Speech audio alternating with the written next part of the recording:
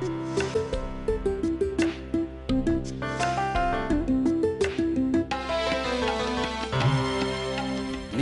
கேட்டுக்கொண்டிருப்பது Joy radio. கர்த்தர் நல்லவர், அவருடைய கிருபை என்றும் உள்ளது. இந்த நாளில் அந்த ஆன்லைன் பைபிள் ஸ்டடிக்கு வந்திருக்கிற உங்கள் யாவரையும் இயேசுவின் நாமத்திலே வாழ்த்துகிறேன். கிறிஸ்தவர்கள் இன்றைக்கு எப்படி பலி செலுத்த வேண்டும் என்று சொல்லி நாம் வேதத்தின் அடிப்படையில் சில காரியங்களை பார்க்க போகிறோம். நாம் வாழுகிற இந்த தேசத்தில் இன்றைக்கும் ஆடு, மாடு, கோழி இவைகளை பலி செலுத்துகிற வழக்கம் இருந்து கொண்டிருக்கிறது. நம்முடைய கரங்கள் இருக்கிற வேதாகமத்தில் பழைய ஏற்பாட்டில் நிறைய இப்படிப்பட்ட பலிகளை செலுத்தியிருக்கிறார்கள். விசேஷமாய் பாவ நிவாரண பலி என்று சொல்லி தாங்கள் செய்த பாவத்திற்கு பரிகாரம் செலுத்தப்படும்படியாக ஆடு அந்த நாட்களில் அடிக்கப்பட்டது, பலியாக செலுத்தப்பட்டது. இந்த நாட்களில் இயேசு கிறிஸ்து உலகத்தின் பாவத்தை சுமந்து தீர்க்கும் தேவ ஆட்டுக்குட்டியாக இந்த பூமிக்கு வந்ததற்கு பின்னால், பாவத்திற்காக அவர் ஒரு முறை அடிக்கப்பட்டதற்கு பின்னால் பலி செலுத்துகிற வழக்கம் கிறிஸ்தவர்களிடத்தில் இன்றைக்கு இல்லை. இரத்தம் சிந்துதல் இல்லாமல் பாவ மன்னிப்பு இல்லை என்று சொல்லி அடிக்கப்படும் ஆட்டுக்குட்டியாக இயேசு கிறிஸ்து ஒரே முறை அவர் செய்த பலியின் மூலமாக, இரத்தம் சிந்துதலின் மூலமாக மனுக்குலத்தின் பாவத்தை முழுவதுமாக மன்னித்து விட்டார். யார் யாரெல்லாம் அவரை விசுவாசிக்கிறார்களோ அவர்கள் எல்லாரும் அவர்களுடைய பாவத்திற்கு தாங்கள் செலுத்த வேண்டிய பலியை இயேசு செலுத்தி விட்டார் என்று விசுவாசித்து பாவ மன்னிப்பு நிச்சயத்தை பெற்றுக்கொள்கிறார்கள். இந்த நாட்களில் கிறிஸ்தவர்கள் துதி பலி என்றும் நன்றி பலி என்றும் சொல்லி பலர் நாம் பலிகளை செலுத்துகிறோம். ஸ்தோத்திர பலி என்று சொல்லி 1000 ஸ்தோத்திரங்களை உள்ளடக்கிய ஸ்தோத்திர பலி புஸ்தகங்கள் எல்லாம் இன்றைக்கு விற்பனைக்கு வந்திருக்கிறது. அப்படி அந்த புஸ்தகத்தில் சொல்லப்பட்டிருக்கிற இயேசுவினுடைய பெயர்களையோ அவருடைய குணாதிசயங்களையோ சொல்லி அவரை துதிக்கிற ஒரு வழக்கமும் இருந்து கொண்டிருக்கிறது. இதை பார்க்கும்போது இயேசு கிறிஸ்து என்ன மனித துதி பாடுகிறதை விரும்புகிறாரா? எல்லாரும் அவரை துதிக்கிறனால அவருக்கு என்ன நடக்கிறது? துதிச்சா நமக்கு விடுதலை கிடைத்து விடுகிறதா? இந்த துதி போதுமானதா என்று சொல்லி விவரங்கள் தெரியாமல் இன்றைக்கும் பலர் இதை ஒரு சாங்கியம் போல, சம்பிரதாயம் போல, தாங்கள் ஜெபிக்கிற ஜெபத்திற்கு முன்னால் கொஞ்ச நேரம் ஸ்தோத்திரம் ஸ்தோத்திரம் ஸ்தோத்திரம்னு சொல்லி துதித்து எல்லாம் வாயத்திறந்து துதிங்கன்னு சொல்லி துதிக்கிறதன் மூலமாக ஏதோ ஒரு நன்மை நமக்கு வந்து சேர்ந்து விடும் என்று சொல்லி நினைக்கிறார்கள். அதற்கு துதி பலி என்று சொல்லியும் பெயர் வைத்திருக்கிறார்கள். ஆனால் இன்றைக்கு நாம் கிறிஸ்தவர்கள் மெய்யாக எப்படி பலி செலுத்த வேண்டும் என்று சொல்லி பார்க்க போகிறோம். பவுல் ரோமருக்கு எழுதின நிருபத்தில் 12ஆம் அதிகாரத்தில் முதல் வசனத்தில் இப்படியாக அவர் சொல்லியிருக்கிறார். அப்படி இருக்க சகோதரரே, நீங்கள் உங்கள் சரீரங்களை பரிசுத்தமும் தேவனுக்கு பிரியமான ஜீவ பலியாக ஒப்பு கொடுக்க வேண்டும் என்று தேவனுடைய இரக்கங்களை முன்னிட்டு உங்களை வேண்டிக் கொள்கிறேன்.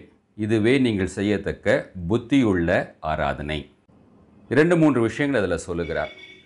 எது புத்தியுள்ள ஆராதனை? அப்படி என்றால் புத்தி இல்லாத ஒரு ஆராதனை இருக்கிறது. புத்தி என்றால் நாம் சொல்லுகிற புத்தி இல்லாதவன், ஃபூலிஷ், அந்த அர்த்தத்தில் எடுத்துக்கொள்ள வேண்டாம். உங்களுடைய நாலேஜ், அறிவை பயன்படுத்தி, அறிந்து கொள்ளுதலை பயன்படுத்தி எப்படி ஆண்டவருக்கு பலி செலுத்த வேண்டும் என்பதை தெரிந்து கொள்ளலாம். 1.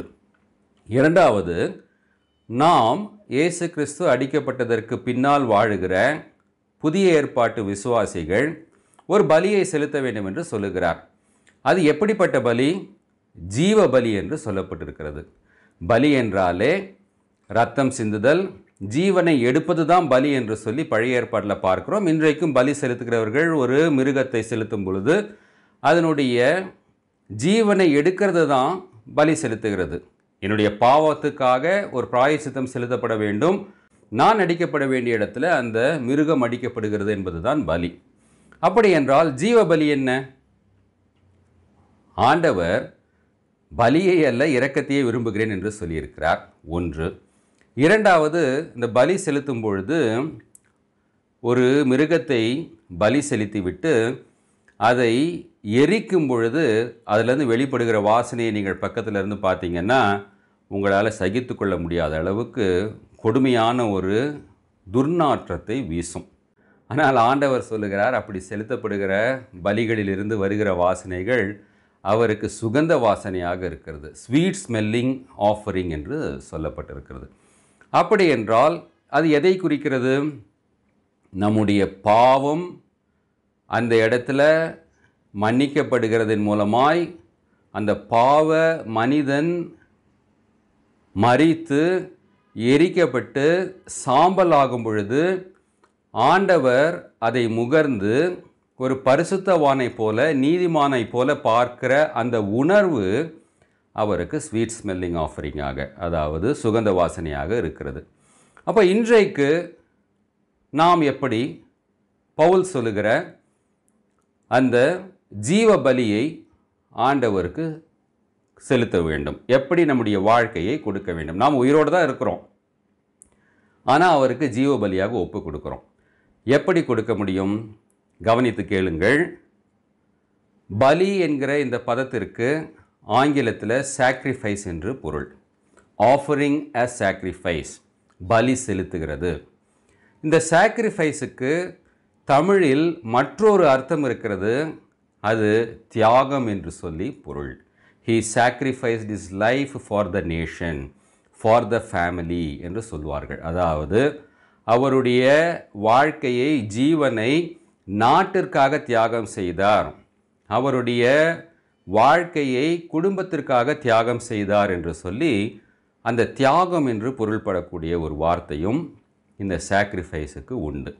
அப்போ இன்றைக்கு ஜீவ பலியாக நம்ம உயிரோடு இருக்கும் பொழுது எப்படி அந்த சாக்ரிஃபைஸை செலுத்த முடியும் என்றால், உதாரணத்திற்கு என்னை ஒருத்தர் அநியாயமாக திட்டி தீர்க்கிறார், அவமானப்படுத்துகிறார், நான் செய்யாததையெல்லாம் செய்தேன் என்று சொல்லுகிறார், பலருக்கு முன்னால் என்னுடைய மரியாதையை கெடுக்க அவர் முயற்சி செய்கிறார்.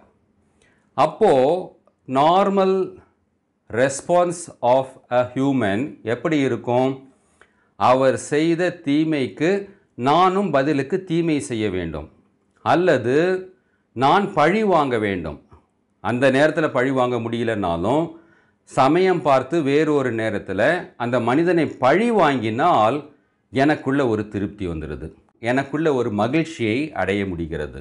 இந்த இடத்துல இயேசு அவர் நமக்காக அடிக்கப்பட்டது போல, பலி செலுத்தினது போல, அவருடைய பாவங்களுக்காக அவர் பலி செலுத்தினது போல நான் எப்படி பலி செலுத்த முடியும் என்றால், எப்படி சாக்ரிஃபைஸ் பண்ண முடியும் என்றால், எப்படி தியாகம் செய்ய முடியும் என்றால், என்னுடைய மரியாதையை தியாகம் செய்கிறது. என்னுடைய மனசில் ஒரு திருப்தி வருதில்ல, அவருக்கு பழிக்கு பழி நான் வாங்கிட்டேன், ரிவெஞ்ச் எடுத்துட்டேன்னு ஒரு திருப்தி வருதில்ல, அது வராமல் நிலை கொள்ளாமல் நான் எனக்குள்ள அங்கலாய்த்து கொள்ளுகிற ஒரு வேதனைப்படுகிற ஒரு அனுபவம் இருக்கிறதல்ல. கர்த்தரை பிரியப்படுத்துவதற்காக என்னுடைய வாழ்க்கையை ஆண்டவருக்கு ஒப்பு கொடுக்கிற வேளையில் நான் அந்த அவமானத்தை பொறுத்து கொள்ளுகிறேன், மரியாதை இல்லாததை பொறுத்து கொள்ளுகிறேன், பழிக்கு பழி வாங்கினதுக்கப்புறம் வருகிற ஒரு திருப்தியை நான் பெற்றுக்கொள்ளாமல் சாக்ரிஃபைஸ் பண்ணுகிறேன், தியாகம் பண்ணுகிறேன். இப்படி தான் மனுஷர் நம்முடைய நற்கிரியைகளை கண்டு பரலோகத்தில் இருக்கிற பிதாவை மகிமைப்படுத்த முடியும். எல்லா மனிதர்களுக்கும் ஒரு ஆசை இருக்கும், ஒரு பேராசை இருக்கும். ஒரு பெரிய நம்முடையது அல்லாத ஒரு வீட்டையோ பொருளையோ பெண்ணையோ மண்ணையோ நேசிக்கக்கூடிய விரும்பக்கூடிய ஒரு உணர்வு நமக்குள்ளிருந்து வெளியே வரும். நான் விரும்பினதை எனக்கு கொடுத்துட்டா, ஒருவேளை நான் குடிக்க வேண்டும் என்று விரும்பி குடிச்சிட்டா, அல்லது ஒரு தவறான ஆசையை நான் பெற்று அதை நிறைவேற்றிவிட்டால் எனக்கு ஒரு சிற்றின்பம், ஒரு ப்ளெஷர், சின்ஃபுல் ப்ளெஷர் கிடைக்கும், ஒரு திருப்தி கிடைக்கும், ஒரு மகிழ்ச்சி கிடைக்கும்.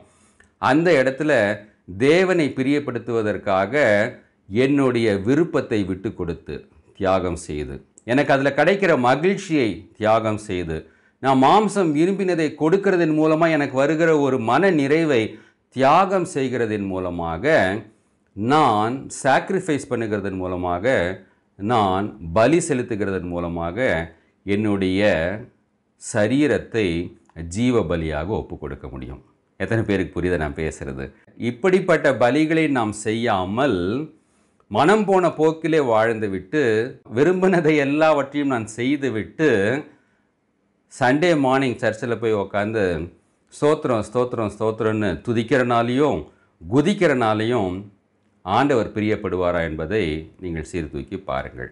இங்கே நாம் செய்கிற தனிப்பட்ட வாழ்க்கையில் யாரும் பார்க்காத பொழுது என்னுடைய மாம்சம் விரும்புகிறதை, என்னுடைய மனது விரும்புகிறதை நான் செய்யாமல் தியாகம் செய்து பாடுபட்டு ஒரு பலியை செலுத்திவிட்டு அதற்கு பின்னால் போய் தேவனே நீர் எவ்வளவு நல்லவர், ஆண்டவரே நீர் எவ்வளவு பெரியவர், நீர் இரக்கமுள்ளவர், நீர் மன்னிக்கிறவர் என்று சொல்லும் பொழுது அந்த துதி பலிக்கு அர்த்தம் இருக்கும், ஆண்டவருக்கு பிரியம் உண்டாயிருக்கும், அது அவருக்கு சுகந்த வாசனையாக இருக்குமே அல்லாமல் வாயினால் துதிக்கிறதுனால மட்டும் ஆண்டவர் அதில் பிரியப்படுகிற மாட்டார்.